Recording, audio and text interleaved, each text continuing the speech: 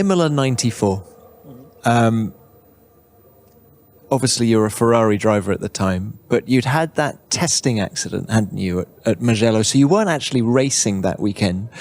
Were you at Imola for the race? So I broke actually in Mugello my C4 and C5. So massive shunt. A massive shunt. I remember to wake up in the hospital actually, you know.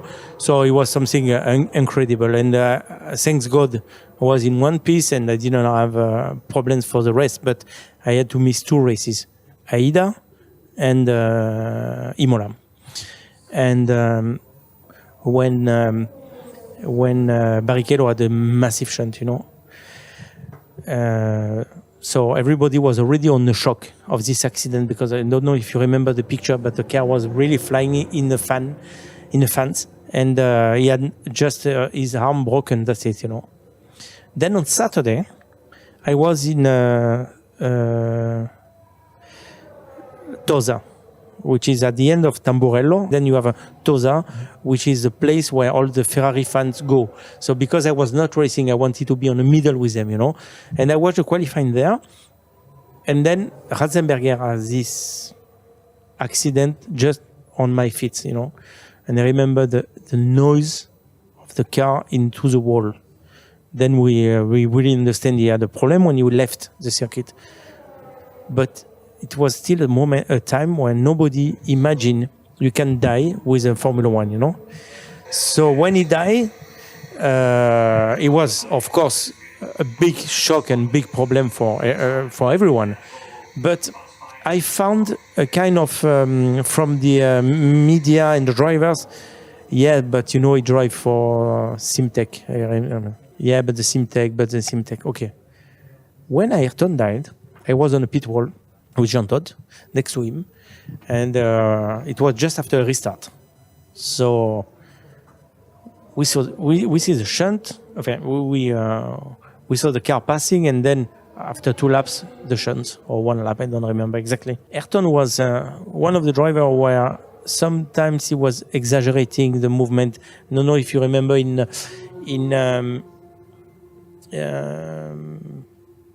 Mexico, he had an accident in free practice or qualifying, and he was in a car for a long. No, not this one, another one, and he stayed in a car for a long time, and everybody was waiting, you know. And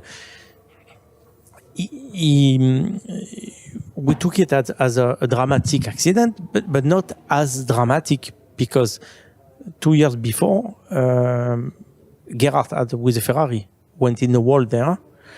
And the car exploded. I don't know if you remember, in 2 pieces with fire, everything.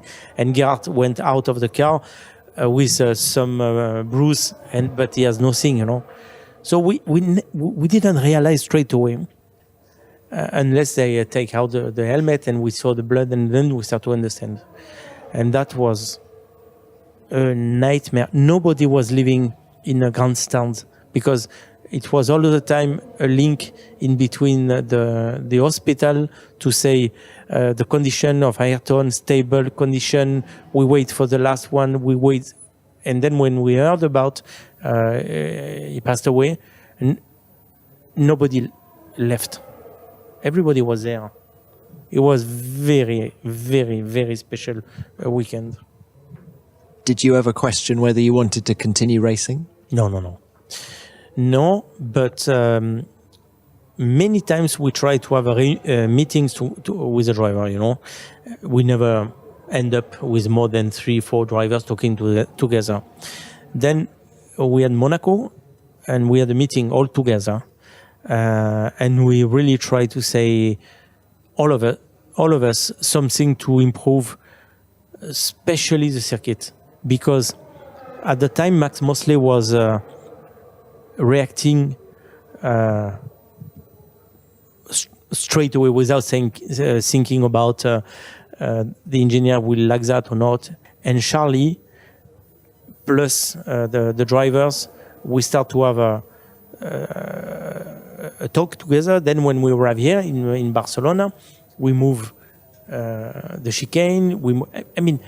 In Monza, we race with a tire in the chicane. We try to avoid as much as possible another drama.